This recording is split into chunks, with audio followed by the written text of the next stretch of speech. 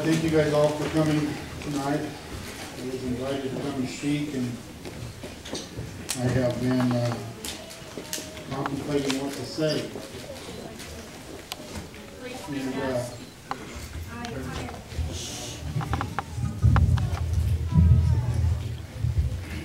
don't want to have to hold that. You know, I want to start out with speaking about who we really are. It's been mentioned already here tonight, but I want you all to know, and I think you already know, but that first and foremost we are children of God, and that He is our Creator, and that I am amenable to Him and to no other, that I pledge my allegiance to God and to no other. God created man, and He created this earth. And He gave man dominion over the earth, and the fowls of the air, and the fish of the sea, and the animals, and the plants, and the herbs. And He gave them to man so that he might use, and that he might use to live and to enjoy. He gave it to man for our prosperity and for our pleasure. And He also gave men their agency, the ability to choose for themselves how they should act. This is freedom. Now, we are accountable for our acts, of course, and one day we will answer to God according to our acts. But we are free to choose how we will act. This freedom is important. This freedom is an eternal principle, one that existed before this world did, and one that will exist after we are off of it.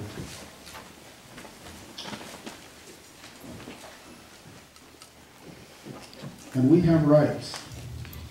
We have the right, first and foremost, to the right to our life.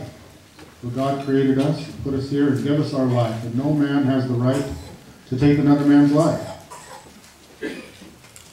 Second of all, our liberty. The second most fundamental right. We have the right to be free to choose for ourselves how we will act. Of course, we have the right to pursue happiness in the way we choose. And no man has the right to tell us how to pursue that happiness. And involved in that pursuit of happiness comes the right to control and ownership of property, and how to use that property. Because we have these rights, we establish governments. Governments do not give us our rights. Our rights come from God, and they exist prior to the existence of any government. Governments are created as a servant and a tool of man to protect our rights. Government is to aid the individual in claiming, using, and defending our rights. And government is an effective tool when operating properly. Governments are instituted among men for our benefit. And when they are operating properly to benefit us, they are very good. Many want to call us anti-government. That is not true. We are very in favor of a government that operates properly according to these principles which I just spoke. Government is not supposed to be a controller. They're not supposed to be a dictator. In America, that is one of the miracles of America, is that the people are the sovereign. The sovereign is the one who has the ultimate control and authority.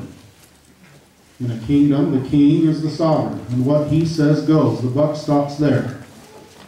And it doesn't matter what anyone else says. The miracle in America is that the people are the sovereign. And what the people say goes. And the buck stops there. And our founding fathers created this form of government for a moral and religious people. And they stated that it is wholly inadequate for the governance of any other. In other words, we must be men and women of morality. We must be able and capable of governing ourselves, using that agency that God gave us to choose for ourselves how we will act, and using those acts in righteous ways. To be able to govern ourselves and restrain ourselves from conduct which is not proper.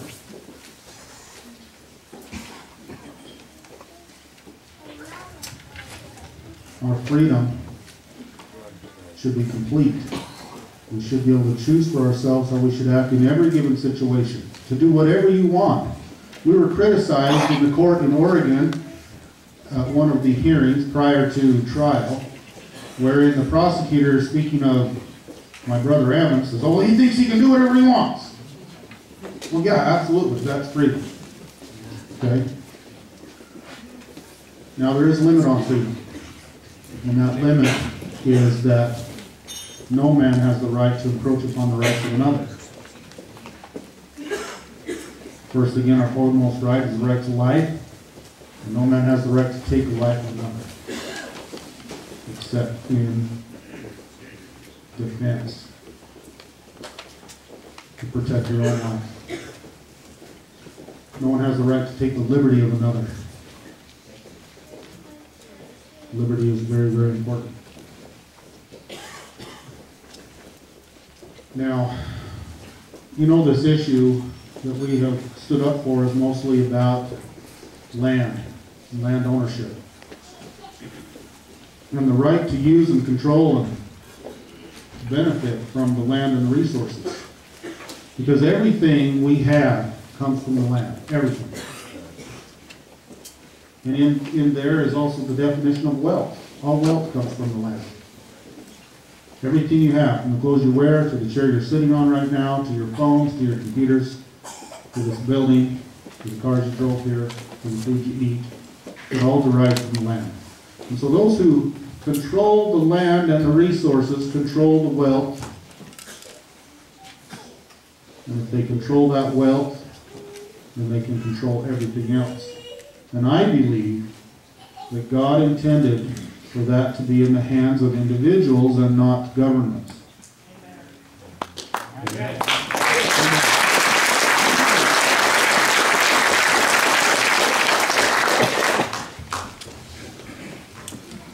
The right to use the land and to use these minerals and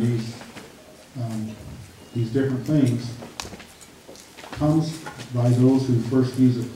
It's prior appropriation. Our water rights are based upon that principle. And also beneficial use. If you put an element to use and you're there using it, then that begins to establish a right.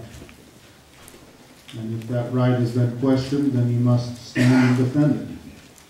And that defense sometimes is easy, and that defense at other times is difficult, as we well know. But our founding fathers understood these principles. And they understood the principles of what government is supposed to be. And I believe that they created a form of government that was supposed to follow these principles. I believe that they created a central government that was supposed to benefit the states by creating a union of the several states. And I think that that is largely forgotten. We just pledged to a flag and said that it's one nation under God. And I would suggest to you that it's not one nation, that we are 50 nations.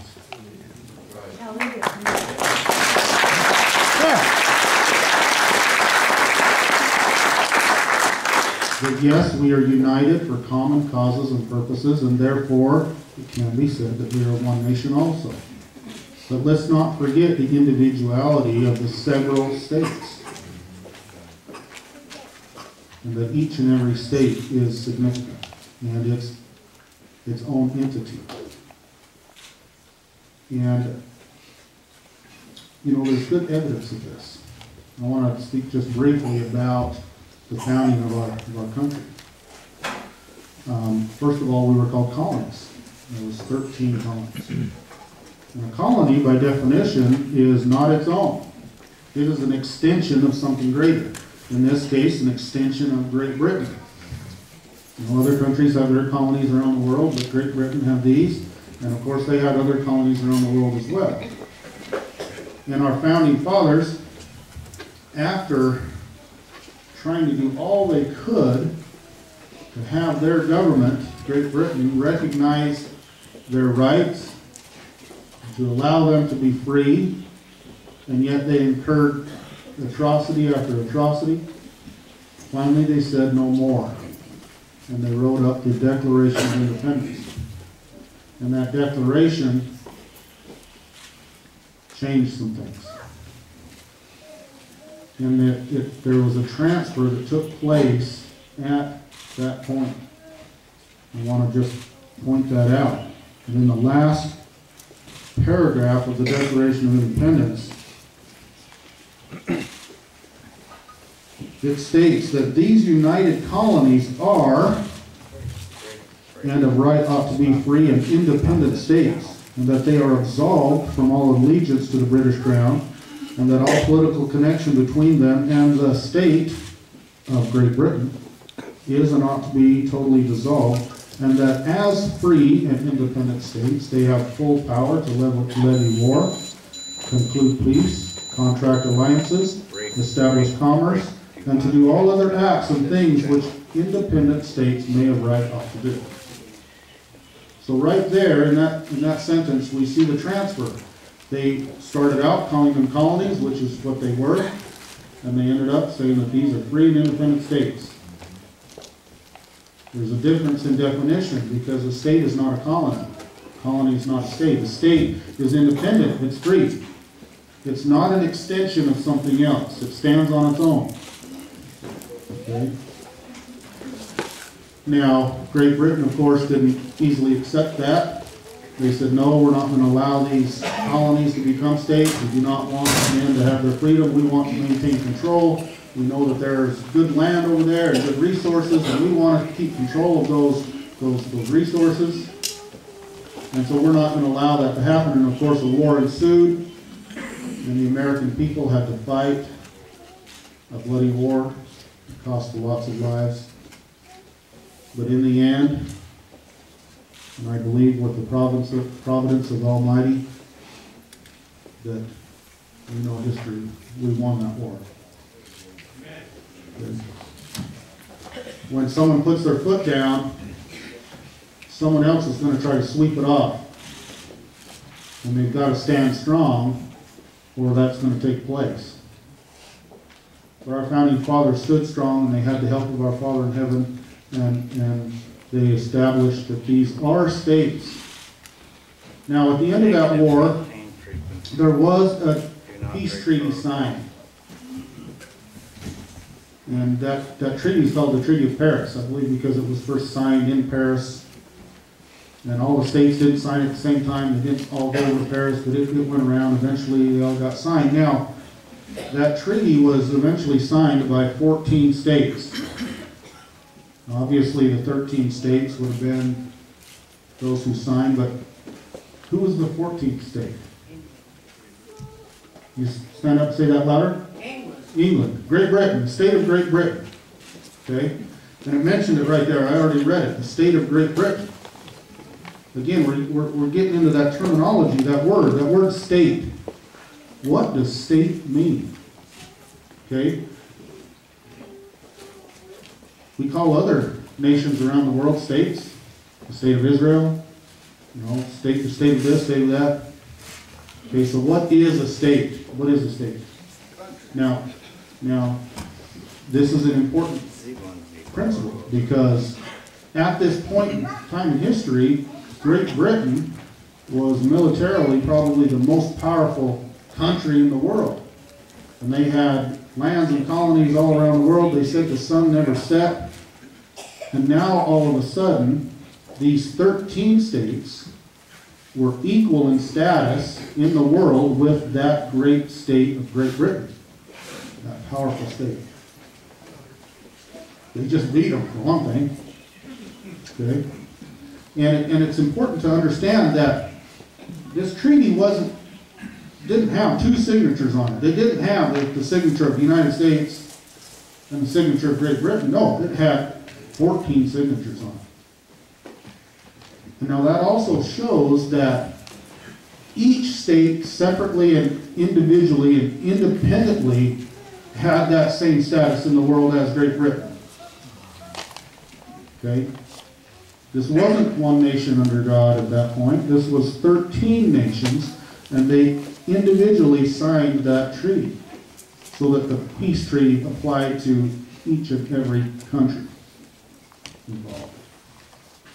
Now, it was their intent to unify, and they did under the Articles of Confederation, and later they perfected that union under the Constitution for the United States of America, wherein a central government was created and formed a union. Now there's another term, union. So I want to back up the state just a little bit. I'm going to ask the question. Within these 13 original states, how much of the land within each of them did Great Britain retain? Can anyone give me an answer? None. None. No. Great Britain didn't retain anything. Okay, so could it be concluded then that all of the land within a state belonged to the state or people? 100%. Okay? There wasn't a central government at that point. It did belong to Great Britain. It belonged to that, each and every individual state, 100% of it. Okay, so the definition of a state can be determined or can be found by the characteristics of the original 13 states. And 100% of the land ownership is one of the characteristics of a state. Can you relieve the All right. on the catwalk?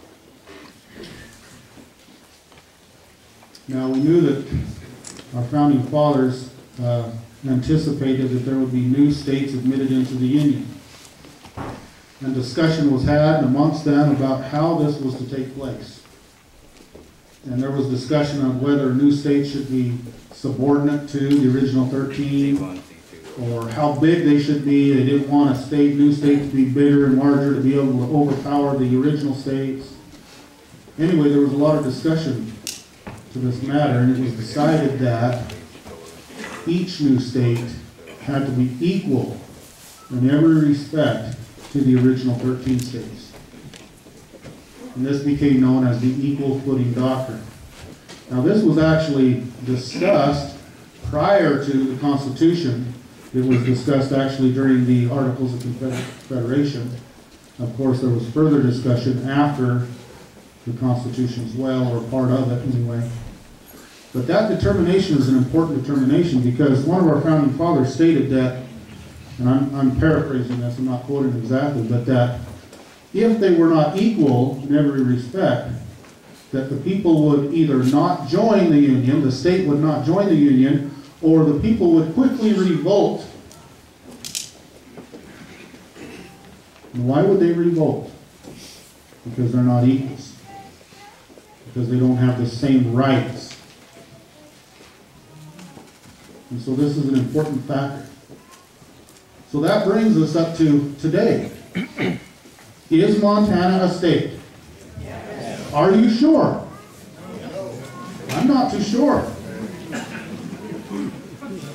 Does the state of Montana, the Montana state, does it own 100% of its land and resources? So Montana must not be a state.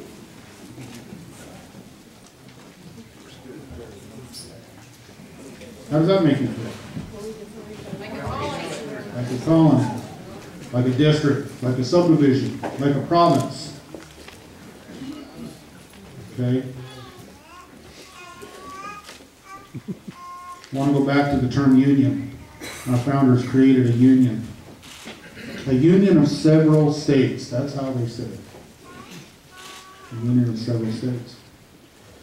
And a union is joining of two or more things, like a husband and wife. But those two things are separate and independent on their own. They join together for common cause and purposes, but not completely. They're still separate beings. A husband and wife join in holy matrimony and therefore form a union, sacred union. But they're still two separate beings. A union, by definition, cannot be one. Cannot be one nation. Must be several. And when they're joined in a union, they're joined for specific common causes and purposes, but not for everything. In our Constitution, the Constitution 4, and I'm going to press the word for, and I'll explain that in a minute, outlines what those common causes and purposes are. And then expressly in the 10th Amendment, it states that if we didn't give Congress the authority for certain things, other things that are not listed in here, then we retain those to ourselves, to the states respectively, or to the people. In other words, we're not united in these other things. We're independent in these other things. And the 9th Amendment specifically states that these rights that we have are more numerous than can be numbered. I'm just going to quote it, read it. The enumeration in the Constitution of certain rights shall not be construed to deny or disparage others retained by the people. In other words, we can't list them all, and so if they're not listed here, they can't be denied to us.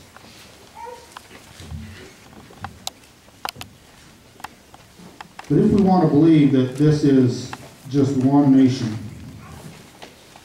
and that the states are just subdivisions of, then the name of this country is wrong. Because the definitions don't match. If we believe that, then we're going to have to change the name of this country to the Imperial Provinces of America.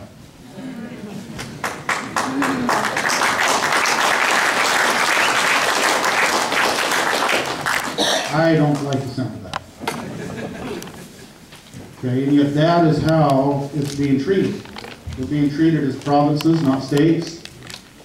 This central government is acting as an empire and not just a central government to protect our rights. And that is improper. It's improper. That's not how our founding fathers outlined this great country. So the land and the resources rightfully, constitutionally belong to, and I might add biblically, I do believe, belong to the people individually. Amen. And we have government that is supposed to help us to claim, use, and defend those rights to that use. But that's not what's taking place. And so this battle, so to speak, has ensued, this conflict. On our ranch down in Nevada, we saw that the government was trying to run us out of business. And it's not just a business, but it's our livelihood, it's our life, it's our history, it's everything we are. And yet they want to just end it like, oh, you don't matter. Okay? The individual matters. And when we take care of the individual, when each and every one of our rights are recognized, then the whole is automatically taken care of. When we try to think, oh, let's take care of the whole and forget about individuality, well, then individuals can get killed off and run over, and their lives and their rights don't matter. Oh, we're taking care of the greater good. Okay? But if we take care of the individual, each and every individual right, then the whole is taken care of automatically. We don't worry about the whole. Should never worry about the whole. You worry about the individual, and the whole is taken care of automatically. Protect individual rights. Protect individual rights. The Hammonds, in a very similar situation, where their rights were also being trampled upon. And the government trying to take and make their own and assume ownership and control of the land and the resources to enrich themselves, whether individually or as a group, still is taking place. And now we know that Dwight and Stephen are both in prison, serving 5-year terms for things that were not crimes. I want to talk about crime for just a little bit. I talked about our rights to our life, liberty, and property already. And our freedom. That we are to be free to choose whatever we want to do. Whatever we want to do. That's your right, to be free. And of course our limit upon that freedom is that we're not supposed to encroach upon the rights of another.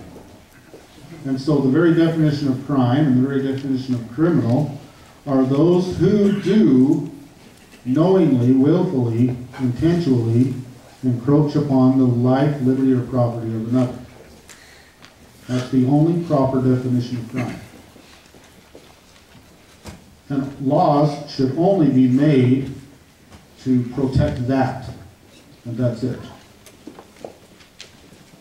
In other words, someone who does something that does not do harm, damage to another person's life, liberty, or property is not a crime, regardless of what our legislatures tried to put on the books to call crime. Here, here.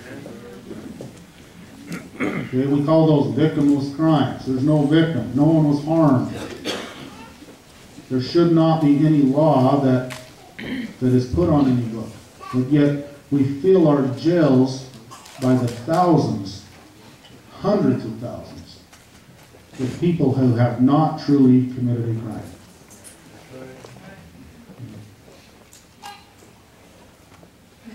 And that those who do harm to others are true criminals.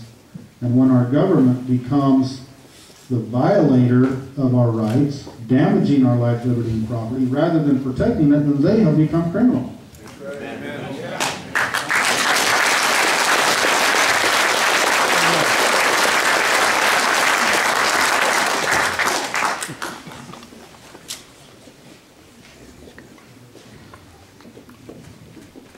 And they take it upon themselves to enforce with the barrel of a gun those things which they want to. Those things which are not crimes. Violating. And that's what happened to the Hammonds. That's what happened and is happening to us. And they took the life of Lavoy Finnecombe. He did not commit a crime. He did no harm. There is no man, no woman in this world that can stand up and point to Lavoy and say, "You harmed me." Not one. He committed no crime, and yet they killed him dead.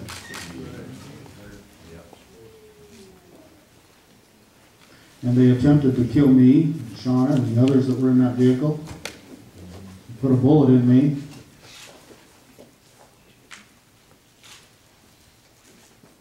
Without excuse, without cause, without reason, other than they wanted to enforce their power, their ideas. And government is nothing more than men